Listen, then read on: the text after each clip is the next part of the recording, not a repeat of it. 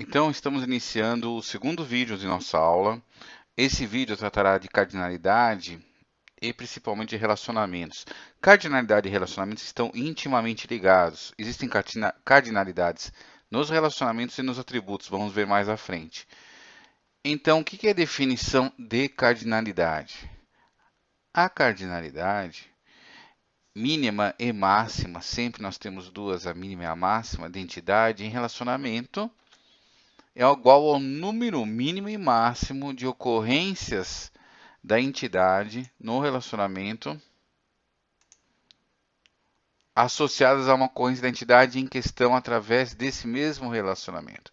Ou seja, cardinalidade existe sempre mínima e máxima e está relacionada com as ocorrências. Vocês se lembram nos slides anteriores, quando eu mencionei que uma entidade é um grupo de ocorrências? Então, quando nós pensamos em cardinalidade, nós precisamos pensar quantas ocorrências dentro de uma entidade se relacionam com quantas ocorrências da outra entidade, ou dela mesma quando for um autorrelacionamento. Então vamos ver. Cardinalidade mínima.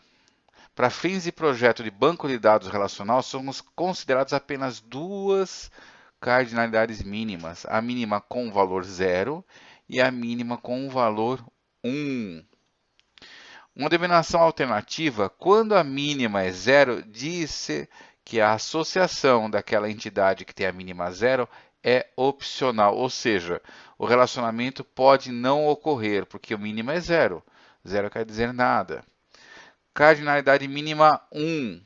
Quando houver cardinalidade mínima 1, se diz que aquela associação é obrigatória, ou seja, sempre vai ocorrer aquele relacionamento.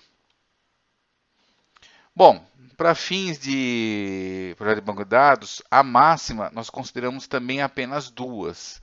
A máxima 1 e a máxima n. N aqui representa vários ou muitos, ou seja, um número que pode ser qualquer número, ao infinito até. Então, as cardinalidades máximas configuram o nome do tipo de relacionamento. Isso é importante porque os relacionamentos têm tipos. E é pela cardinalidade máxima que nós descobrimos o nome daquele relacionamento, do tipo daquele relacionamento. Bom, já que a cardinalidade está intimamente ligada aos relacionamentos e a máxima diz o nome, quais são os valores de máxima? N para N, esses dois pontos estão dizendo que é um relacionamento, muitos para muitos, ou seja, muitos de um lado, máximo, muitos de outro. Um para muitos e um para um. Então, daí se conclui que nós temos três tipos de relacionamento quanto à cardinalidade. E isso é dado pela cardinalidade máxima. Atenção, estas cardinalidades acima são as cardinalidades máximas de cada um dos dois lados de um relacionamento.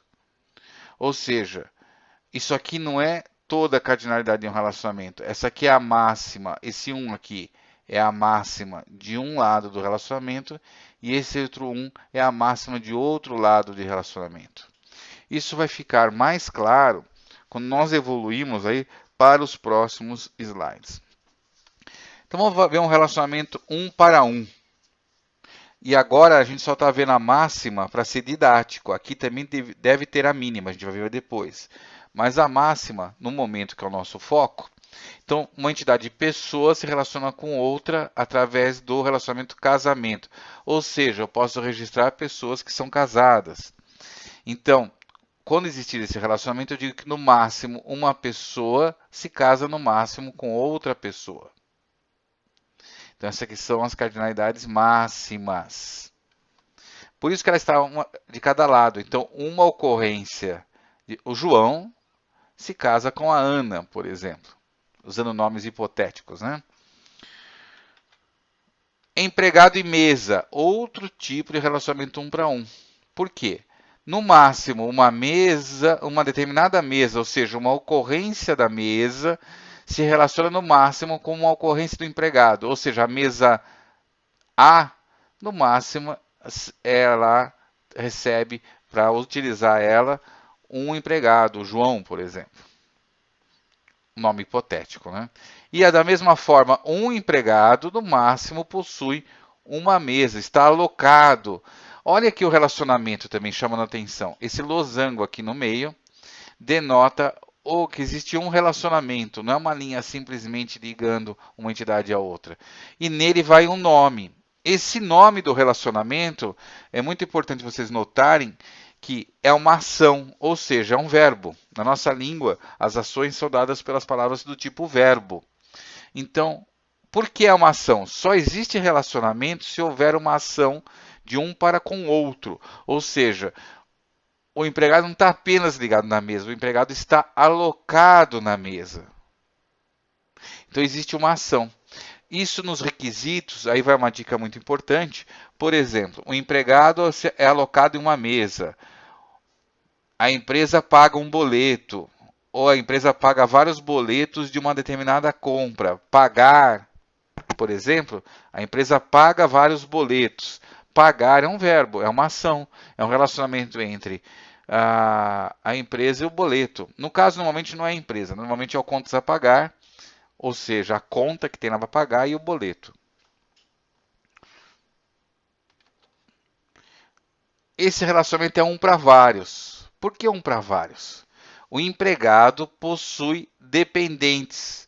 E por que vários no lado dependente? Porque eu não preciso limitar que o empregado tenha no máximo um dependente. Isso daí é uma questão. Ou não, pode não ter nenhum. Então o N aqui é um número aberto. Já quando existir dependente, ou seja, qualquer dependente que ocorrência dependente que estiver dentro dessa entidade, no máximo pertence a um empregado. Isso para fins de imposto de renda é verdade, mesmo que os pais trabalhem na mesma empresa, no máximo um deles que lança aquele dependente. Então vejo que aqui de novo possui o relacionamento no losango unindo as entidades e a nomenclatura é o uso de verbos e as entidades dão um nome. Né? O empregado possui dependente. É uma frase praticamente, né, que você lê quando você lê a entidade, o relacionamento e a outra entidade. O empregado possui dependente. E por que é um para vários? Porque o dependente no máximo pertence ao empregado, já o empregado no máximo pode ter vários dependentes. Lembrando que nós estamos focando ainda somente na cardinalidade máxima, porque também é ela que dá o nome ao tipo do relacionamento. A mínima é importante, a gente vai ver daqui a pouco. Outro exemplo de relacionamento um para vários. Da mesma forma daquele primeiro que eu mostrei, que era com a mesma entidade, quando o relacionamento está ligado com a própria entidade, ele não tem outra, nós chamamos isso de autorrelacionamento. Porque o próprio nome diz que é um auto, né? A própria entidade se relaciona com ela mesma. Então, essa entidade empregado tem aqui dentro a ocorrência de todos os empregados que estão na empresa. É assim que vocês têm que ver a entidade. Então, vamos pensar, no caso de chefia, que é a supervisão, e numa empresa hierárquica tradicional, onde um chefe tem vários empregados, e cada empregado no máximo tem um chefe, então nós vamos então entender aqui que um empregado pode ter vários subordinados. Agora, o subordinado, no máximo, tem um empregado que é o chefe dele. Isso ocorre por quê? Todo chefe e todo subordinado, o que ele é? Um empregado. Então, nós não criamos uma entidade gerente, uma entidade analista, uma entidade recepcionista, nós criamos uma entidade de empregado. É lógico que a gente pode depois colocar atributos, a gente já vê como colocar atributos, como cargo, para distinguir. Mas quanto à entidade puramente aqui colocada, o relacionamento supervisão é um autorrelacionamento, que é com ela mesma. Vocês vão notar que os meus desenhos nos slides, nos primeiros slides e os que vão vir ainda há pouco, depois eu faço uma observação, eles não têm vários elementos do diagrama que são obrigatórios. Ainda não tem, porque eu estou dando foco no que eu estou falando no momento para ser didático. Daqui a pouco a gente aumenta os elementos do diagrama do modelo conceitual que são também obrigatórios. Bom, então, só para ser didático, a gente não coloca os papéis, mas aqui, enquanto supervisor eu tenho 1, enquanto supervisionado eu tenho N. Isso é uma maneira didática, essas letras em verde não são parte do diagrama, é uma forma didática de estar mostrando. Bom, relacionamento vários para vários. É o último, nós vimos um para vários, e agora vários para muitos, ou muitos para muitos. Vários e muitos são sinônimos, né? Então, aqui vamos pensar que é uma empresa que trabalha com projetos, engenheiros que fazem esses projetos, e um engenheiro pode participar de vários projetos ao mesmo tempo. Por que ele pode participar de vários projetos? Ele trabalha 2 horas num projeto, 3 horas no outro. Já o projeto precisa de vários engenheiros, no máximo. Então, no máximo, um engenheiro trabalha em vários projetos e, no máximo, um projeto tem vários engenheiros. Então, esse é um relacionamento vários para vários. Aqui é um relacionamento vários para vários, autorrelacionamento. Eu sempre mostro o autorrelacionamento para desmistificar. Então, todo tipo de relacionamento pode ocorrer tanto entre duas entidades, como nesse caso, ou com ela mesma. Produto-composição. Esse aqui é um relacionamento muito interessante. Nas empresas que fabricam produtos, normalmente é uma configuração que tem no banco de dados lá de produtos dela. Por quê? Quando você fabrica uma máquina, ela é composta de outros produtos. Quando se fabrica um carro, que é um produto, você tem um pneu, você tem uma roda, tem um volante, que também são produtos. Então, o relacionamento aqui de composição, um produto pode ter sido composto de vários produtos, e um produto pode compor outros vários produtos. Então, esse é um relacionamento vários para vários, autorrelacionamento. Quando eu sei que é um para muitos, um para um ou muitos para muitos? Tudo é coletado quando você está fazendo um levantamento de requisitos. Ali você tem que realmente entender como as coisas são relacionadas no mundo real. O que eu estou fazendo aqui é replicar comportamentos que nós vemos no mundo real dos dados.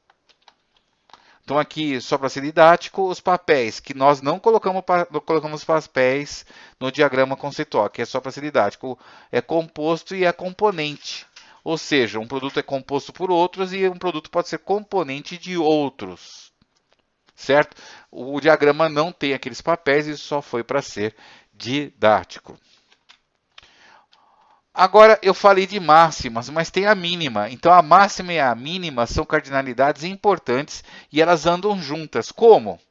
Por exemplo, num exemplo que eu tenho empregados que utilizam mesas e a mesa que são utilizadas por empregados e mesas comuns, aquelas mesas individuais, eu estou falando aqui, né? Então, eu tenho uma alocação. O empregado, ele é alocado numa determinada mesa.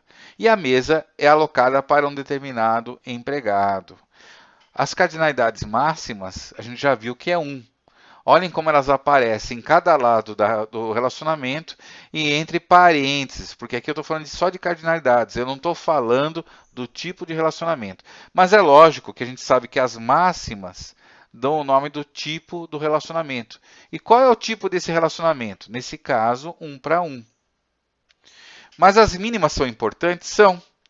A mínima 1 aqui na mesa, eu estou entendendo que não existe empregado sem mesa. Ou seja, todo empregado, no mínimo, tem uma mesa e no máximo tem uma mesa. Não existe empregado sem mesa. E a mínima 0 aqui, no empregado.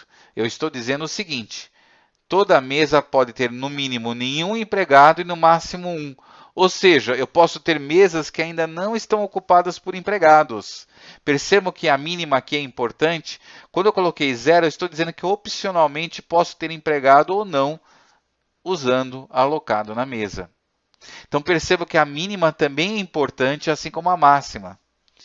E eu tenho certeza que nunca vou ter mais de um empregado utilizando a mesma mesa e nunca vou ter a mesma mesa sendo disponibilizada para mais de um empregado. Mas eu tenho certeza que no mínimo eu posso não ter nenhum empregado na mesa. Então a mínima e máxima são colocadas entre parênteses com vírgula separando. E existe esse parênteses em cada lado do relacionamento. Como é que eu sei isso? A mesa A pode não ter nenhum empregado ou pode estar lá com o Paulo, ou com a Ana, vamos dizer assim, nomes hipotéticos. Já o empregado tem a mesa A e no máximo a mesa A. O outro empregado tem a mesa B e no máximo a mesa B. Mas é no mínimo e no máximo uma mesa que o empregado está alocado. Vamos dar uma olhadinha num diagrama que não é o diagrama conceitual que eu fiz aqui, que o professor Helzer criou, que é esse diagrama aqui, que é o diagrama de demonstração de como as ocorrências de cada entidade se relacionam. Esse diagrama do lado direito que eu estou começando a mostrar, ele não é um diagrama oficial conceitual, é só mais para ser didático. Esse retângulo maior representa a entidade, esse retângulo maior representa a entidade empregados. E cada número aqui é um empregado, empregado 1, empregado 2, empregado 3, empregado 4.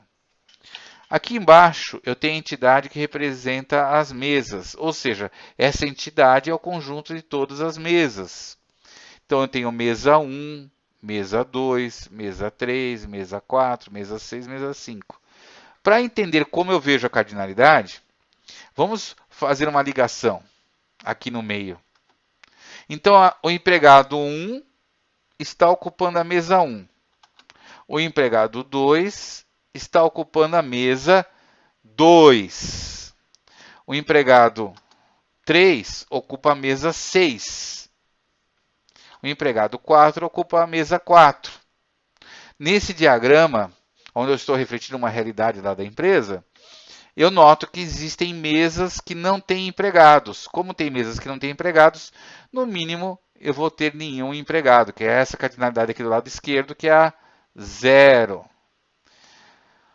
Agora, no máximo, quantos empregados tem em cada mesa aqui? No máximo, tem um empregado. Agora, vamos dar uma olhadinha pelo lado de cima. Todo empregado tem mesa? Todo empregado tem mesa. Então, no mínimo, todo empregado tem uma mesa. E no máximo, também uma. Não tem nenhum deles ocupando duas mesas. Esse diagrama aqui do lado direito é um diagrama não oficial, então, portanto, o diagrama conceitual da esquerda.